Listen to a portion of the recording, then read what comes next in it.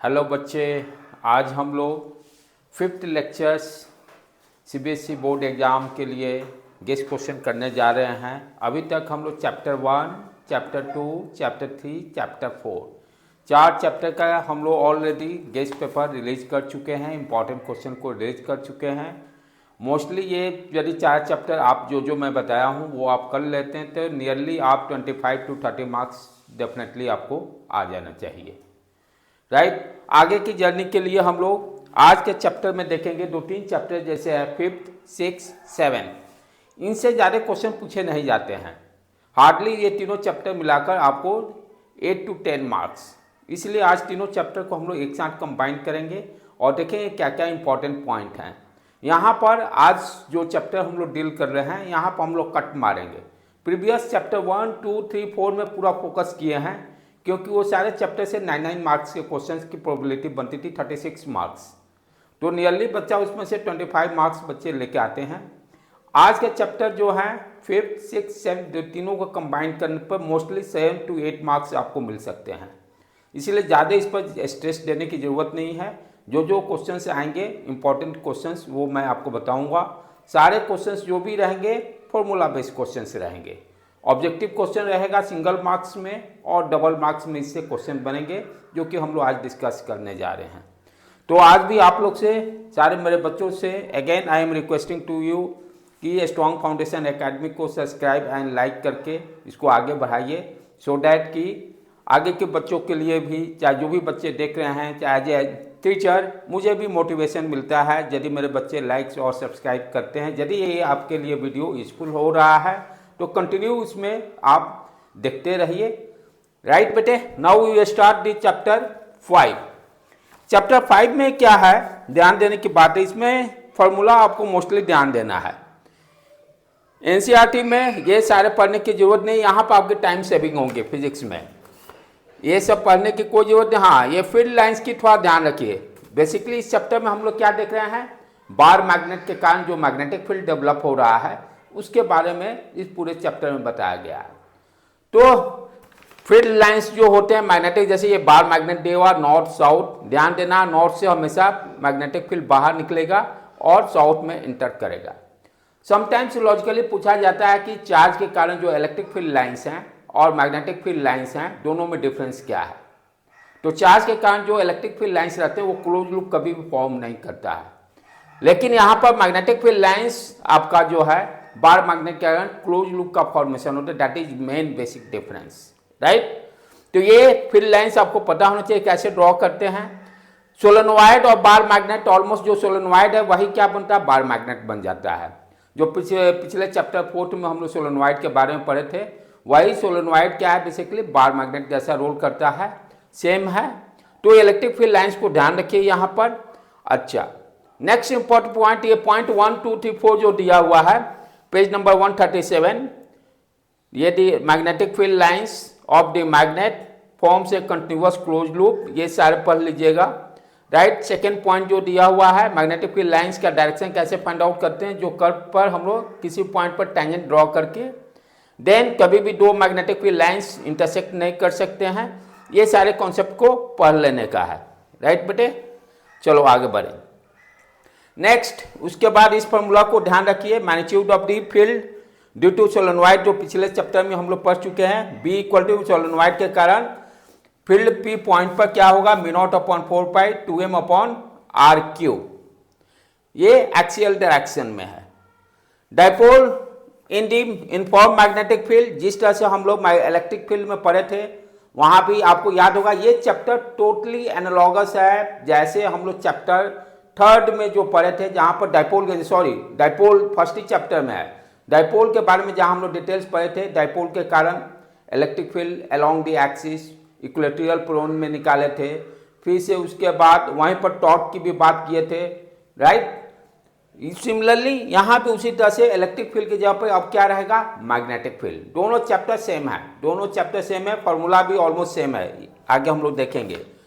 तो डाइपोल के कारण यदि मैग्नेटिक फील्ड दिया हुआ तो what is M cross B, M क्या है, स्ट्रेंथ ऑफ द पोल, जैसे नॉर्थ और साउथ पोल है ना, तो M क्या है, स्ट्रेंथ ऑफ द पोल। इस फॉर्मूला को आप लोग को याद रखना है, राइट। तो इसमें जो जो फॉर्मूला है, जो इंपॉर्टेंट फॉर्मूला है उसको मैं लिखते जा रहा हूँ, जो कि उसी से आप पर ध्यान रखना है। ज़्यादा बुक्स पे, इस पे चैप्टर पे ज़्यादा स्ट्रेस देने की कोई ज़रूरत नहीं है।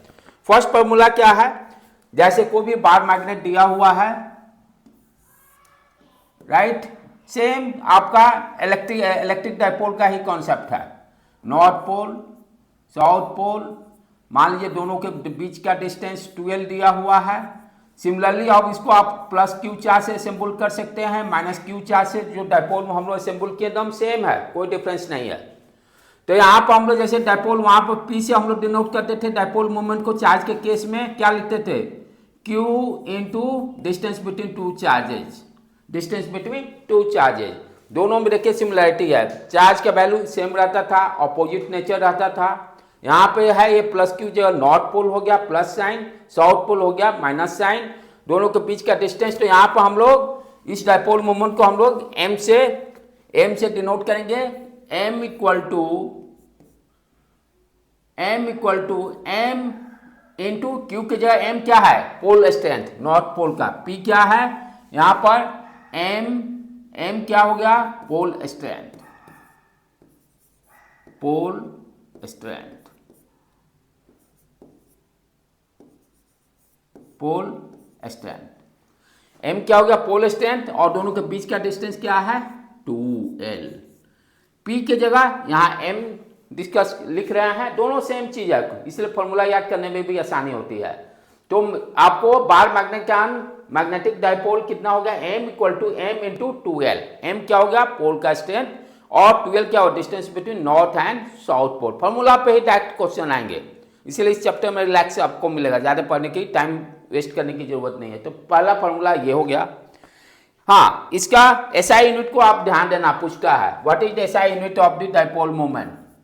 एसआई यूनिट जो होगा that is ampere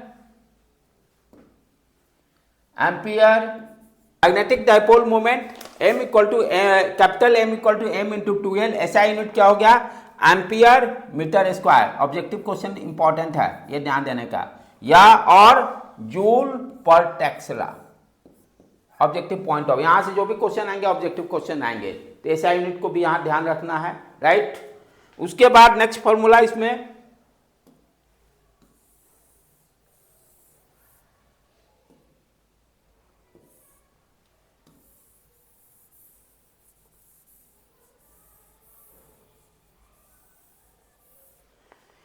next magnetic field along the axis, जो ये बात कर रहे थे ऊपर, mu naught upon 4 pi 2m upon R cube. Magnet यहां पर जैसे कोई भी आपका मैग्नेट दिया हुआ है, ये मैग्नेट दिया हुआ है, नॉर्थ पोल साउथ पोल, इस एक्सिस के along what is the magnetic field. Centre से मान लीजिए r डिस्टेंस पर मैग्नेटिक फील्ड निकालना है, तो मैग्नेटिक फील्ड का वैल्यू क्या, फॉर्मूला क्या होगा। फॉर्मूला डायरेक्टली क्वेश्चन पूछे हुए हैं, 24 में भी, 23 में, 24 डायरेक्टली फॉर्मूला पूछता है इसमें, along the axis equatorial plane. तो इसमें फॉर्मूला को आपको याद रखना है और 100% स्कोरिंग करना है। ये तीनों चैप्टर को इंक्लूड करके आप इसमें ज़्यादा मेहनत भी नहीं करना है, 8 से 10 नंबर आप लेके आ सकते हो। तो b इक्वल टू क्या हो गया, mu naught upon 4 pi 2m upon R cube along the axis. उसी तरह से जैसे इलेक्ट्रिक डाइपोल में हम लोग किए थे, अलोंग द एक्सिस निकाले थे इलेक्ट्रिक फील्ड, और प्लेन के एन इक्वेटोरियल यानी इसके परपेंडिकुलर डायरेक्शन में what is the magnetic field, उसका भी फॉर्मूला ये हो गया along the axis. Along the axis 25 में डायरेक्ट फॉर्मूला ही पूछा है, ABCD दिया हुआ था, which one is correct, tick mark करने थे, ऑब्जेक्टिव क्वेश्चन। इक्वेटोरियल प्लेन कहने का मतलब यहाँ पर ये आर डिस्टेंस, यहाँ पर मैग्नेटिक फील्ड निकालना है। अब उसका फॉर्मूला क्या है, B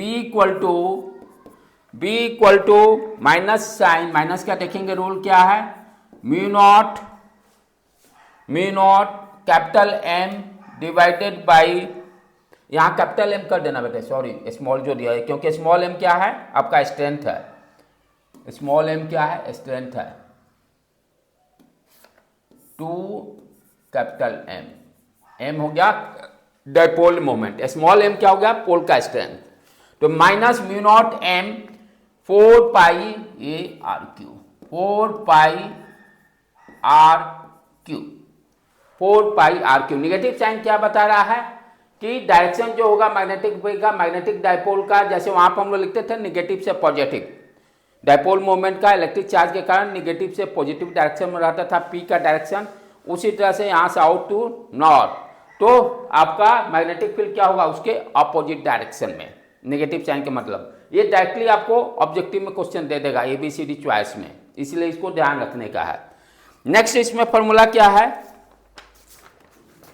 तो ये सारा चीजें यहाँ पर आपको डिस्कस किया हुआ है। आगे बढ़ने, टॉर्क निकालने का हो गया फॉर्मूला, ये देखो यहीं पर बताया था ना, जो जो वहां पर इलेक्ट्रिक डायपोल में आप पढ़ो फॉर्मूला, ई के जगह सिंपली बी हो जाएगा, बस इस तरह से याद रखना। जहां जहां ई था वहां पर बी हो जाएगा। पी जो था स्मॉल पी इक्वल टू यहाँ पर एम से करेंगे, 1/4 पाई एप्सिलॉन जो था उसको म्यू अपॉन 4 पाई से रिप्लेस करेंगे। एक नीचे देखिए टेबल भी दिया हुआ है, ये देखिए इलेक्ट्रोस्टैटिक और मैग्नेटिज्म में क्या डिफरेंस है। इलेक्ट्रोस्टैटिक में 1/ε0 लेते हैं, ε0 हो गया परमिटिविटी हो गया। डायपोल मोमेंट P वहां लिखते थे ना Q इंटू 2L, राइट। यहां पर डार्क M लिखा हुआ है या कैपिटल M लिख सकते हैं, right. Capital M equal to क्या हो जाएगा 2M into 2L। Equatorial field में वहां पर भी हम लोग निकाले थे, आपका इलेक्ट्रिक फील्ड का वैल्यू क्या होगा -P क्या हो गया dipole moment divided by 4 pi R cube. ये ध्यान देने का है कि देखिए inversely proportional to cube of the R है। उसी तरह से along the axis minus mu naught, ये मैग्नेटिज्म में देखिए एकदम सेम, कोई चेंज नहीं, P की जगह M लिख देना है, कैपिटल M 4 पाई जो अभी देखो लिखा हूं मैं, म्यू नॉट आपका P की जगह क्या आ जाएगा capital M 4 pi R cube. Same formula जहां वहां पर सिंपली जो इलेक्ट्रिक फील्ड था यहां पर B लिख देना है, जो वहां पर डायपोल मोमेंट P लिखे थे उसके जगह कैपिटल M लिख देना है, दैट्स ऑल। बाकी देखिए फिर टॉर्क जो निकालते हैं P क्रॉस E वहां भी किए थे, ये सारे वही इंपॉर्टेंट। यहां पर M क्रॉस B पूछ देगा टॉर्क मैक्सिमम मिनिमम कितने कब होगा, क्या वैल्यू होगा उसका। एक्सटर्नल फील्ड एनर्जी जो पोटेंशियल एनर्जी वहां भी कैलकुलेट किए थे, ये जेई नीट में भी, यानी नीट में भी ये क्वेश्चंस पूछते हैं, डायरेक्टली क्वेश्चंस नीट में आएंगे, हर साल आते हैं। तो एक्सटर्नल फील्ड का एनर्जी क्या होगा -P dot E minus M dot B। कुछ नहीं करना है, सिंपली जो जो वहां पर आपका इलेक्ट्रिक फील्ड के जगह पर B से रिप्लेस करेंगे, और जो आपका P था डायपोल मोमेंट उसको हम लोग यहां पर कैपिटल M से करेंगे। बाकी सारा फॉर्मूला डायरेक्टली इसमें फॉर्मूला से ही क्वेश्चंस आते हैं, इसलिए ज्यादा हेडेक लेने की जो this table is very very important 5.1 for solve the objective questions. आगे बढ़े बेटे, ये सब कोई करने की जरूरत नहीं। हाँ, अब जैसे वहां पे गॉस लॉ के कारण देखिए एकदम इसीलिए कहा जाता है ना कि इलेक्ट्रोस्टैटिक और मैग्नेटिक, ये आपका इलेक्ट्रिक करंट और मैग्नेटिक फील्ड, सिंपली वहां यहाँ पर चार्ज था यहाँ करंट है, यही डिफरेंस है। वहां पे गॉसेज लॉ में हम लोग क्या पढ़े थे, E dot ds equal to Q upon epsilon naught. Gauss's law क्यों पढ़े, इलेक्ट्रिक फील्ड का वैल्यू किसी भी से, यानी सर्किल के कारण या वायर के कारण या सिलेंडर के कारण इलेक्ट्रिक फील्ड का वैल्यू निकालने के लिए हम लोग गॉसेज लॉ को यूज करके आसानी से प्रॉब्लम को सॉल्व कर लेते थे, यानी प्रॉब्लम को आसान करने के लिए गॉस लॉ यूज करते। सिमिलरली यहाँ भी आपका जो है गॉस लॉ जो मैग्नेटिक फील्ड के जगह पर, यहाँ पर डिफरेंस क्या है, वहां पर Q अपॉन एप्सिलॉन नॉट लिखते थे, यहाँ क्लोज लूप फॉर्म होता है, वहां पर electric field lines close loop form नहीं करता था, अब ये या इनवर्ड। यहाँ पर मैग्नेटिक फील्ड क्या रहा, नॉर्थ से निकलेगा फिर साउथ में इंटर करेगा, क्लोज लूप, यानी क्लोज लूप होने के कारण क्या होगा, ये देखो B dot ds close loop रहने के कारण क्या होगा, गॉसेज लॉ यहाँ पर जीरो हो जाएगा, flux due to magnetic field यहाँ पर क्या होगा जीरो हो जाएगा, वहां पर Q अपॉन एप्सिलॉन होता था। यही सब डिफरेंस ध्यान रखना है। ये सारे खाली ऑब्जेक्टिव यहाँ पे रहेंगे बेटे, ज्यादा कुछ इसमें इस चैप्टर में मेहनत करने की जरूरत नहीं है। ये देखो ये सारे कॉन्सेप्ट को पढ़ लेने का, Gauss's law of magnetic field states that the flux B through any close surface that is equal to 0। तो मैग्नेटिक फील्ड के कारण गॉसेज लॉ में वैल्यू क्या होता है, 0 होता है। ये सारा पढ़ने की जरूरत नहीं है कि ज़्यादा दिमाग करने की जरूरत है, उससे वैसे चैप्टर को फोकस किया जाए। पैरामैग्नेटिक ये सब देख लीजिएगा, पैरामैग्नेटिक, फेरोमैग्नेटिक, डायमैग्नेटिक, सिंपली क्या चीज़ होता है, बस दैट्स ऑल, इससे ज़्यादा की कोई ज़रूरत नहीं है। तो ऑलमोस्ट इस तरह से ये चैप्टर ऑलमोस्ट आपका कंप्लीट हो जाएगा। तो इस चैप्टर को करने के लिए बस यही आपको ध्यान रखना है रिवीजन में, हमेशा इसको पढ़ जाइए, बस दैट्स ऑल। पूरा चैप्टर में जो टाइम वेस्ट करने के बजाय इस चैप्टर से 1 नंबर या 2 नंबर क्वेश्चन आएंगे, उसके लिए ये काफ़ी है। फॉर्मूला को आप आसानी से सॉल्व कर लीजिए। अब नेक्स्ट हम लोग 6 चैप्टर 6 से भी एक सिंगल मार्क से ज़्यादा क्वेश्चन आने के कोई चांसेस नहीं है इस पर, इसलिए आप लोग इस पर ज़्यादा फोकस मत कीजिए। क्वेश्चन क्या रहेगा इसमें, अब यहाँ पर फ्लक्स के कारण, जो फ्लक्स के कारण कैसे फील्ड ईएमएफ इंड्यूस होगा, राइट, यही एक फार्मूला जो है E = -d∅/dt। एक फार्मूला यहाँ पर है आपका कि जो फ्लक्स चेंज करने के टाइम के साथ फ्लक्स चेंज होता है, तो उसके कारण जो होगा इलेक्ट्रिक फील्ड, जो ईएमएफ ऑफ द सेल जो इंड्यूस होगा, जो उसका वैल्यू क्या होगा, ईएमएफ ऑफ द सेल जो आपका -sin d∅/dt। ईएमएफ जो इंड्यूस होगा, कहने का मतलब जो फ्लक्स जो इंड्यूस हो रहा है, फ्लक्स टाइम के साथ चेंज करने के कारण क्या होगा, ईएमएफ इंड्यूस होगा। इस फॉर्मूला को यहाँ पर सिर्फ ध्यान देना है, बाकी इससे एक सिंगल मार्क से ज़्यादा क्वेश्चन नहीं आएंगे। ज़्यादा से ज़्यादा अब इसको सॉल्व कर लीजिए, दैट्स एनफ। इसका मैं बेटे सिर्फ 1 मार्क्स का दे रहा हूँ, इससे ज़्यादा नहीं, 1 मार्क से ज़्यादा इसको डिफरेंस नहीं दे रहा हूँ। सिंगल मार्क से ही क्वेश्चंस रहेंगे। एक फॉर्मूला खाली इसमें रखे रहिए बेटे, राइट, कि ईएमएफ ऑफ द सेल जो होता है that will equal to -d∅/dt है। बहुत लेंदी चैप्टर, लेकिन ओनली ऑब्जेक्टिव रखिए, उससे ज़्यादा दूसरे चैप्टर पर फोकस कर लीजिए। जो लाइट चैप्टर है वहाँ पर ज़्यादा उससे क्वेश्चंस रहेंगे, उस पर हम लोग फोकस कर लेंगे, यहाँ पर टाइम कंज्यूम करने के बजाय। तो इस तरह से 6 चैप्टर से सिंगल मार्क्स 1 या 2 नंबर बनेंगे। हाँ, इसके आगे वाला चैप्टर इंपॉर्टेंट है, जिसको कि हम लोग आज ही उसको भी कंप्लीट करेंगे, जो इंपॉर्टेंट क्वेश्चंस हैं। 4 मार्क्स का मैं वेटेज दे रहा हूँ। इसमें भी ऑब्जेक्टिव भी क्वेश्चंस रहेंगे, स्लाइटली ज़्यादा से ज़्यादा 2 मार्क्स के जो क्वेश्चंस रहेंगे वो हम लोग डिस्कस करेंगे, क्या क्या क्वेश्चंस होते हैं। 5, 6 के बजाय 7 पे ज़्यादा जोर दीजिए। 5 में भी मैं बताऊँ सिंपल 7 अल्टरनेटिंग करंट से का वेटेज कितना है, 4 मार्क्स का, राइट। कंपेयर टू चैप्टर 5 उससे इसका ज़्यादा वेटेज है। वहाँ पर मैंने ऑलरेडी बताऊँ, सिंपली फॉर्मूला रखिए। यहाँ थोड़ा सा कॉन्सेप्ट है बच्चों लोग के लिए, थोड़ा सा इस चैप्टर में बच्चे छोड़ते हैं, मोस्टली बच्चे ये छोड़ते हैं, थोड़ा सा उनको लगता है चैप्टर टफ है, जल्दी उनको समझ में नहीं आता है, लेकिन दैट इज़ वेरी इंपॉर्टेंट। ये चैप्टर पढ़ना बहुत ही ज़रूरी है। 4 मार्क्स आप आसानी से यहाँ से भी ले सकते हैं। क्या क्या ध्यान देना है, यहाँ पर आपको रेजिस्टेंस, कैपेसिटेंस, इंडक्टेंस जो आप पढ़ चुके हो, राइट। तो जैसे कोई भी सर्किट दिया रहता है, यहाँ पे एसी करंट के, अल्टरनेटिंग करंट की बात कर रहे हैं, जो सप्लाई वोल्टेज देंगे वो किस तरह का रहेगा, अल्टरनेटिंग करंट।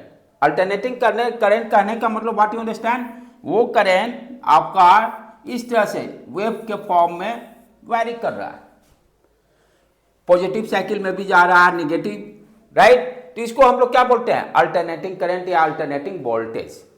क्योंकि ये यहाँ पर यदि वोल्टेज के टर्म में लिखेंगे तो V0 sin ωt, यहाँ पर टाइम के साथ साथ वोल्टेज चेंज हो रहा है, टाइम के साथ साथ वोल्टेज चेंज भी हो, पॉजिटिव भी हो रहा है, निगेटिव भी हो रहा है, राइट। डीसी करंट में ऐसा नहीं होता।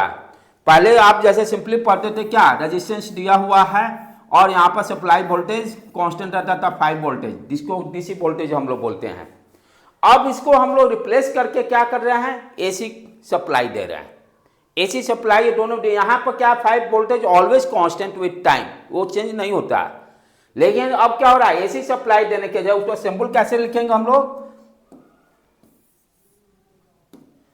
ये सर्किल बनाते हैं और इस तरह से वेव जैसा शो करते हैं, राइट। अब यहाँ पर क्या हो गया कि बेटे आपका टाइम के साथ आपका सप्लाई वोल्टेज चेंज हो रहा है, इसीलिए चैप्टर का नाम क्या है, अल्टरनेटिंग करंट या वोल्टेज भी हम लोग बोल सकते हैं, राइट। तो कैसे क्वेश्चन फॉर्म में वोल्टेज का दिया रहेगा तो इस फॉर्म में लिखेंगे, या करंट के लिए क्या लिखेंगे, यहाँ पे देखो रेजिस्टेंस R दिया हुआ है, तो V = I R आप ऑलरेडी जानते हो, what is the I, V/R, यहाँ पर V का वैल्यू रखिएगा V naught sine omega T divided by R। इस तरह से हम लोग करंट निकालेंगे। अब यहाँ पर और क्या ध्यान देना है, जो सप्लाई वोल्टेज हम लोग दे रहे हैं, सप्लाई वोल्टेज में दो इंपॉर्टेंट कॉन्सेप्ट है, एवरेज वोल्टेज, मीन वोल्टेज जिसकी बात करते हैं, आरएमएस जो बात करते हैं, राइट। ये बच्चे पढ़े नहीं रहते, मैथमेटिक्स का पार्ट है जो कि इंजीनियरिंग फर्स्ट ईयर में आप लोग को पढ़ना है। कोई भी वेव फॉर्म दिया रहेगा उसका कहेगा एवरेज वैल्यू निकालिए, आरएमएस वैल्यू निकालिए, राइट। लेकिन फॉर्मूला हम लोग यहाँ पर समझ लेंगे, फॉर्मूला से हम लोग का काम बन जाएगा। क्या क्या है बेटे उसको देखें ध्यान से, इसीलिए बच्चे ये छोड़ते हैं क्योंकि थोड़ा सा इसमें मैथमेटिकल जो पार्ट है जो कि पढ़ना भी नहीं है, बच्चों को याद करना पड़ता है, इसके कारण ये इस पार्ट को छोड़ते हैं। हम लोग उसको कवर अप करेंगे। अब जैसे मान लो कोई सप्लाई वोल्टेज दिया हुआ V equal to V naught sine omega T. अब ध्यान से समझो बेटे, ग्राफ कैसा होगा इसका, टाइम के साथ ये चेंज कर रहा है। ये किस तरह का फंक्शन है, पीरियोडिक फंक्शन है। किस तरह का फंक्शन है, पीरियोडिक फंक्शन है। पीरियोडिक करने का मतलब आफ्टर सर्टेन इंटरवल के बाद सेम वेव फॉर्म रिपीट हो रहा है, सेम वेव फॉर्म रिपीट हो रहा है। अब यहाँ पर आपसे कोई बोले what is the average value, generally average value के लिए आप क्या करते हो, टोटल का सम निकालते हो divided by number of quantity, यही करते हो, राइट। यहाँ पर आप ध्यान से देखो कि ये आपका पॉजिटिव पार्ट, ये एम्पलीट्यूड ए जो भी पॉजिटिव वैल्यू देगा, राइट। सिमिलरली उसके बाद क्योंकि वन पीरियड एवरेज वैल्यू हम लोग किसका निकालते हैं, वन पीरियड का, सेम फिर निगेटिव पार्ट है, दोनों को जब ऐड करेंगे what is the average value, average value that will be equal to 0। इसको और अच्छी तरह से इस तरह से भी समझ सकते हो, ये देखो वेव फॉर्म, ये भी कहलाएगा अल्टरनेटिंग। यहाँ भी देखिए आप वोल्टेज वैरी कर रहा है, पॉजिटिव पार्ट निगेटिव पार्ट। इसका एवरेज वैल्यू निकालना होगा तो मान लो 5 है, ये आ गया निगेटिव साइन -5, दोनों को ऐड करने पे वन कंप्लीट साइकिल में क्या होगा, वैल्यू 0 होगा। तो एसी सप्लाई वोल्टेज हो या करंट हो, आपसे एवरेज वैल्यू ऑब्जेक्टिव क्वेश्चन में पूछता है what is the value of average value in one cycle. ध्यान देने का, वन साइकिल जब रहेगा तभी 0 होगा, हाफ साइकिल होगा तो नहीं होगा, क्योंकि हाफ साइकिल कहने का मतलब यहां तक की बात कर रहा है। उसका वैल्यू क्या हो जाएगा, हाफ साइकिल के लिए आपका average value V average equal to 2Vm upon pi, या V नॉट रख लो, ये मैग्नीट्यूड के बात करते हैं। करंट यदि दिया रहेगा तो what is the I average 2I naught upon पाई, ये याद रखना पड़ेगा अभी आप लोग को। तो ये लेकिन हाफ साइकिल तक के लिए दोनों में डिफरेंस है। कंप्लीट साइकिल में एवरेज वैल्यू 0, हाफ साइकिल में क्या होगा 2V not upon pi, I average क्या हो गया 2I नॉट अपॉन पाई। ये दो इंपॉर्टेंट फॉर्मूला है। आगे बढ़े, अब इसको भी हम लोग 100% स्कोरिंग करेंगे इस चैप्टर से, इसको छोड़ना नहीं है, क्योंकि फिर बोर्ड एग्जाम के बाद जेईई मेंस भी होने वाला है, नीट का भी एग्जाम होने वाला है, तो इससे भी क्वेश्चंस पक्का रहते हैं। आगे आप ध्यान दें तो हम लोग फिर तो एवरेज वैल्यू निकालने के बाद जैसे आरएमएस की वैल्यू कहेगा निकालने के लिए, रूट मीन स्क्वायर वैल्यू आई आरएमएस, ये ऑब्जेक्टिव में डायरेक्ट कहेंगे I नॉट अपॉन √2 कितना होगा 0.707, ये डायरेक्टली आपको दिया रहता है ABCD में, I नॉट या और कैसे दे सकता है 70% of peak amplitude. I naught क्या हो गया, इस I नॉट किसको हम लोग बोल रहे हैं, ये वैल्यू को, ये ध्यान से समझ, ये है I not, this is I not maximum value of the current. तो आपका ऑब्जेक्टिव क्वेश्चन में डायरेक्ट ये देता है I नॉट अपॉन √2 होगा, या समटाइम्स डिसिमल में इस फॉर्म में देगा, या 70% ऑफ I नॉट, इस तरह से दिया है। वोल्टेज के टर्म में भी दे सकता है V RMS equal to V naught upon √2। ये दो इंपॉर्टेंट चीजों को ध्यान रखना है, average value RMS value. Half cycle के लिए एवरेज वैल्यू क्या हो गया 2I naught upon pi, I RMS क्या हो गया I अपॉन √2, इस फॉर्म में भी दे सकता है, इसको भी ध्यान रखना है। अब आगे चले नेक्स्ट इसमें, क्योंकि इसमें अब ध्यान देना है कि सर्किट में जब रेजिस्टेंस रहेगा तो इसकी कोई वेटेज नहीं, रेजिस्टेंस रहेगा। यहां पर अब सर्किट में क्या है, अल्टरनेटिंग करंट है। तो मान लो सर्किट में इंडक्टर रहा, फॉर एग्जांपल इंडक्टर, और यहां पर हम सप्लाई वोल्टेज दे दिए V जिसका वैल्यू L हेनरी यूनिट होता है इंडक्टर का। व्हाट इज द एम्पलीट्यूड, यानी इंपेडेंस यहाँ पर टर्म देखो, रेजिस्टेंस यूज करते थे, यहाँ पर हम लोग इंपेडेंस टर्म यूज करेंगे। इंपेडेंस इसलिए यूज कर रहे हैं कि यहाँ पर जो आपका रेजिस्टेंस भी हो सकता है, इंडक्टर और कैपेसिटेंस के कारण हम लोग रेजिस्टेंस के जगह पर वर्ड यूज करते हैं इंपेडेंस, राइट। तो जिसको कि हम लोग जेड से लिखते हैं। What is Z value impedance of the inductor? J omega L, J omega L, इसको ध्यान देना है। ओमेगा का वैल्यू क्या हो जाएगा? जे 2 pi F, 2 pi F, F क्या होगा? Frequency, L. डायरेक्टली क्वेश्चन पूछता है, आपको इंडक्टेंस वैल्यू दे देगा, फ्रीक्वेंसी दे देगा। फ्रीक्वेंसी कैसे निकालेंगे? V इक्वल टू, ध्यान से देखो, V naught sine omega T यहां दिया रहेगा, ये ओमेगा से हम लोग omega equal to 2 pi F से एफ का वैल्यू निकाल लेंगे। तो डायरेक्टली क्वेश्चन पूछता है कि what is the value of impedance of the inductor, तो डायरेक्टली फॉर्मूला यूज के लिए जे ओमेगा एल। सिर्फ जानकारी नहीं रहने के कारण बच्चे क्वेश्चन को सॉल्व नहीं कर पाते हैं। J equal to omega L, यहाँ पर वैल्यू रख के आप इंडक्टेंस वैल्यू निकाल सकते हैं। आपसे पूछ देगा करंट क्या होगा, तो आराम से आप निकाल सकते हो यदि इंपेडेंस का फॉर्मूला मालूम है। अब यहाँ ध्यान देने की बात क्या है कि वोल्टेज और करंट, ये भी एक ऑब्जेक्टिव क्वेश्चन पूछता है। जो वोल्टेज और करंट V और I, V और I के बीच में what is the phase difference? What is the phase difference? 90 degree. What is the phase difference? 90 degree, right. ये लीड करता है, लीड करने में ये एंगल आपका एंटी क्लॉकवाइज है। ऑब्जेक्टिव में डायरेक्ट क्वेश्चन कि इंडक्टेंस के केस में वोल्टेज और करंट के बीच में फेज डिफरेंस लीड करेगा कि लैग करेगा? 90 डिग्री, 45 डिग्री, राइट। डायरेक्टली इस तरह से क्वेश्चन रहेगा, राइट। तो इसको भी ध्यान रखना है, वोल्टेज और एम्पियर करंट के बीच में what is the phase difference, right. Next उसी तरह से इसी में फिर इंडक्टर है। इंडक्टर रहेगा, सप्लाई वोल्टेज दिया हुआ है। अगेन यहाँ भी आपको यही चीज, क्योंकि ये पहले से आपने फर्स्ट टाइम आप पढ़ रहे हो, सिर्फ रेजिस्टेंस के प्रॉब्लम को आप सॉल्व करते थे, इक्विवेलेंट रेजिस्टेंस निकालना ये सब अभी तक जानते थे। ये स्लाइटली इंट्रोड्यूस हो गया अल्टरनेटिंग करंट के कारण। तो यहाँ पर जो जेड होगा, जेड क्या हो गया? इंपेडेंस। जैसे रेजिस्टेंस समझते थे सर्किट में, सिमिलरली यहाँ पर जेड से रिप्रेजेंट करते हैं। यहाँ पर जेड का वैल्यू क्या होगा कैपेसिटर केस में? 1/जे ओमेगा सी। ध्यान देने की बात है, ये सिर्फ जानकारी नहीं रहने के कारण बच्चे से क्वेश्चन नहीं सॉल्व होती है। यहाँ भी आपको कैपेसिटेंस फ्राइडे में देगा, माइक्रो फ्राइडे में भी लिखता है। माइक्रो फ्राइडे का 10⁻⁻⁶ से मल्टीप्लाई कर, जैसे मान लो 5 माइक्रो फ्राइडे दिया, 5 माइक्रो फ्राइडे देने का मतलब 5 × 10⁻⁻⁶ से मल्टीप्लाई कर दीजिएगा, राइट। ये कैपेसिटेंस की, जैसे रेजिस्टेंस लिखते हैं ना 2 ओम, 5 ओम्स, उसी तरह से एल क्या दिया रहेगा? 6 हेनरी। यूनिट क्या होगा इंडक्टेंस का? हेनरी। जैसे ओम्स है यहाँ पर हेनरी, यहाँ पर फराडे, राइट। तो इसको भी डायरेक्ट यहाँ पर यूज करके आप निकाल सकते हैं। What is the impedance of the capacitance, right, 1/जे ओमेगा सी। अब what is the phase difference?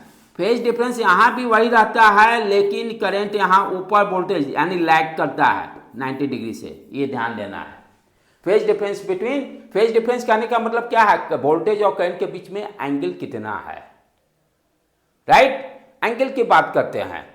तो यहां पर क्या होगा? एंगल लैग करेगा 90 डिग्री से। ये सब डायरेक्टली ऑब्जेक्टिव क्वेश्चन ही बनेंगे।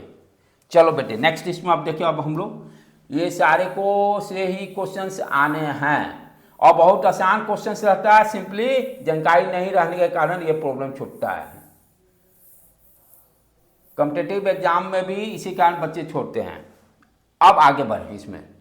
अब मान लो सर्किट में आपका जैसे रेजिस्टेंस दिया हुआ हो और इंडक्टर दिया हुआ है, इंडक्टर दिया हुआ, सप्लाई वोल्टेज यहाँ V = V0 sign omega T, ये L का वैल्यू दिया रहेगा। अब आपसे पूछेगा इसमें क्या क्या पूछेगा। पहले क्वेश्चन रहेगा फाइंड द इंपेडेंस। तो रेजिस्टेंस और इंडक्टर यहाँ पर क्या है? सीरीज में है। रेजिस्टेंस और इंडक्टर क्या है? सीरीज में है। तो इंपेडेंस इस केस में क्या होगा? यहाँ पर R और L क्या है? सीरीज में है। What is the impedance? Z = R + J omega L। R resistance हो गया और ओमेगा L, ये इसको एक बॉक्स में आप कंसीडर कर लो एक साथ। इसमें क्या है? रेजिस्टिव नेचर का भी है और इंडक्टिव नेचर है, दोनों है। तो दोनों क्या होगा? कंबाइंड हो जाएंगे, R + J omega L। Inductance का आप जानते हो इंपेडेंस क्या होता है? J omega L। सारे वैल्यू रखोगे, ओमेगा कहां से निकलेगा? यहां से निकल जाएगा, जो सप्लाई वोल्टेज दिया रहेगा, राइट। तो ये सारे वैल्यू को मैग्नीट्यूड के टर्म में कैसे लिखेंगे, ये देखिए कॉम्प्लेक्स नंबर आप पढ़े हो मैथमेटिक्स में, ये स्क्वायर रूट जो रियल पार्ट का स्क्वायर प्लस इमेजिनरी पार्ट का स्क्वायर, इसी तरह से मैग्नीट्यूड आप निकालते थे ना, राइट। फेज निकालने का मतलब क्या हो गया, आर और जेड में tan फाई क्या है, फेज डिफरेंस, अभी बताया फाई क्या है, फेज डिफरेंस क्या हो जाएगा, tan फाई इक्वल टू ये imaginary part omega upon R, और बुक में इसी को इस तरह से लिखता है एक्सएल अपॉन आर, कहेगा फेज डिफरेंस निकालिए, सारे वैल्यू रख के tan इनवर्स कर दीजिएगा। Power factor next objective question इसमें बनता है, पावर फैक्टर क्या होता है, power factor equal to cos phi यहीं से निकाल लेने का है, कॉस फाई का वैल्यू बता दीजिए, पावर फैक्टर निकल लेगा इसका, राइट। तो यहां से 3 क्वेश्चंस बनते हैं, ये 2 मार्क्स में जाएंगे, 2 मार्क्स में क्वेश्चन जाएगा, बहुत आसान रहता है। इंपेडेंस आर का दे देगा 2 ओम वैल्यू, ये दे दिया 6 हेनरी दे दिया, कहेगा फाइंड द इंपेडेंस, ये यहां पर 10 करके दे गया, 10 साइन 50 टी इस तरह से दे दिया, राइट, न्यूमेरिकल क्वेश्चन, कहेगा find impedance, find the power factor, directly power factor भी पूछ देगा, इंपेडेंस एंड पावर फैक्टर निकालिए। तो इस तरह से इस प्रॉब्लम को हम लोग को सॉल्व कर लेना है, राइट। अब उसी तरह से आपका इंडक्टर की जगह मान लीजिए आरसी सर्किट, इसको क्या बोलते हैं, आरएल सर्किट। नेक्स्ट क्या है, आरसी सर्किट, सेम यही है कॉन्सेप्ट है, सिर्फ जानकारी नहीं कारण प्रॉब्लम सॉल्व नहीं होती है। और बीटेक फर्स्ट ईयर में जाते ही यही चालू होना है, इलेक्ट्रिकल टेक्नोलॉजी सब्जेक्ट है, यहीं से स्टार्टअप है, अब रेजिस्टेंस की जगह यहीं पे चालू होगा। नेक्स्ट अब क्या है, आरसी सर्किट कहने का मतलब रेजिस्टेंस, और दूसरा कंपोनेंट कौन सा हो गया, कैपेसिटेंस, राइट। इसका मान लीजिए वैल्यू आर दिया हुआ है, और एक्सी को हम लोग क्या जानते हैं, कैसे लिखते हैं, इंपेडेंस 1/j⍵c, यही है। अब इसको भी सप्लाई वोल्टेज दे दिया मैंने, राइट, यहाँ पर कोई वैल्यू दे देगा जनरल 2 ओम, यहाँ पर आपका दे देगा आपको जरी 5 माइक्रोफैराडे लाइक दैट, जो भी दे दे नो प्रॉब्लम से। जरी सी का ये क्या है, सी का वैल्यू रहेगा, ओमेगा का वैल्यू रखना पड़ेगा, ये ध्यान देना। ओमेगा कहाँ से निकलेगा, यहाँ से, जैसे मान लिया 50 साइन 100 टी, तो ये ओमेगा हो गया 100 साइन ओमेगा टी, यहाँ पर ओमेगा रखेंगे और सी का 5 माइक्रोफैराडे रखेंगे, तब एक्सी लिख लेगा, राइट। अब अगेन यहाँ पर इंपेडेंस ये क्या, इसको बक्सा में से कंसीडर कर लीजिए, एक बॉक्स है, इस बॉक्स में दोनों नेचर है, रेजिस्टेंस का भी नेचर है और कैपेसिटिव नेचर है, राइट। तो what is impedance, Z complex form में लिखिए, आर प्लस जे एक्सी क्या हो गया, what is the XC equal to 1/ω_c, XC क्या होगा 1 यहाँ जे हटा देना बेटे, यहाँ से जे हटा देना, ये जे नहीं होगा, एक्सी बराबर होता है एक्सी बराबर 1/ω_c, राइट। तो R plus j⍵c, what is XC 1/ω_c। Impedance का मैग्नीट्यूड कैसे निकालेगा, उसी तरह से इमेजिनरी फॉर्म में है, R square plus XC square हो जाएगा। सेम उसी तरह से again what is the phase difference, phi imaginary part XC upon R करके निकाल लेंगे फाई का value. Power factor cos phi again we calculate. तो यहां से जब भी क्वेश्चन बनेंगे तो 2 मार्क्स के बनेंगे, और ये बहुत ही आसान है, कोई भी ये मैं 100% गारंटी के साथ दे रहा हूं कि ये क्वेश्चन आएगा ही, राइट। और इस चैप्टर में कोई खास इंपॉर्टेंट क्वेश्चन, जितने साल आप देखिएगा ना, फेज डिफरेंस हर बार पूछ रहा है। समटाइम्स क्या कर देगा, ये दे देगा वोल्टेज, ये वोल्टेज दे दिया, करंट दे देगा, कहेगा what is the value voltage across the capacitor. तो ये सिंपल है, लेकिन मोस्टली पावर फैक्टर से ही क्वेश्चंस रहेंगे। पावर फैक्टर बताइए, इंपेडेंस बताइए, क्योंकि फर्स्ट टाइम इंट्रोड्यूस हुआ है आप लोग के लिए, तो इसमें ज़्यादा टफनेस नहीं, जो बताया हूँ वो पढ़ लीजिए, 100% गारंटी के साथ बता रहा हूँ, आप 2 से 3 नंबर जरूर लेके आ जाइएगा। कॉम्पिटिटिव के लिए भी ये बहुत ही मोस्ट वांटेड इंपॉर्टेंट क्वेश्चन है, मोस्टली बच्चे ये छोड़ते हैं।